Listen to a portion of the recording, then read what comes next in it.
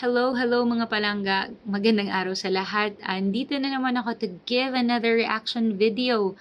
Ayan, so hindi ko inaasahan na masusundan agad yung ating video. 'Di ba? Yung una natin is about sa flatline. Issue ngayon naman ay tungkol sa CPR Queen. Ano ba yan? Pagising ko kaninang umaga, so ito yung unang news na nakita ko and it's very frustrating and it's very sad kasi ano ba? So ito yung 2 cents ko as a nurse by profession, bigay tayo ng konting opinion because why not? Um, Kailangan natin ma-review ba yung ating code of ethics, mga palangga? Code of ethics, code of ethics, code of ethics. Human life is inviolable. Hindi po ito pwedeng ma-dishonor o ma-disrespect even after death. So, yung nangyari tungkol dito is may nag-document habang nagsi-CPR. It's a life and death situation. Paano pa po ba natin makukuhang mag-cellphone, mag-record? Lahat dapat po ng focus, attention, sense of urgency, lahat nandun lang sa pag-try na ma-save yung buhay ng ating pasyente. So, hindi ko maintindihan bakit nakakalimutan or makakalimutan natin ang basic na dapat natin ginagawa.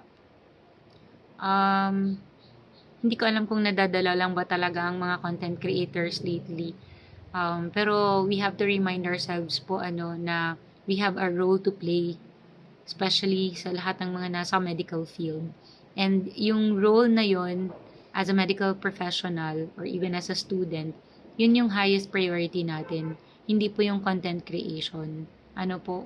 So, sana last incident na po ito kasi hindi po siya maganda. And yun lang po, review natin yung code of ethics natin. And siguro yung priorities natin sa buhay. Kung mas gusto natin pong mag-content creator, di baka pwedeng mag-content creator na lang po tayo sa labas ng hospital. Pwede tayong mag-change career or ano po ba?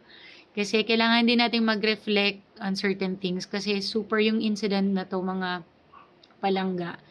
Very disrespectful na sa human life. Hindi na siya maganda.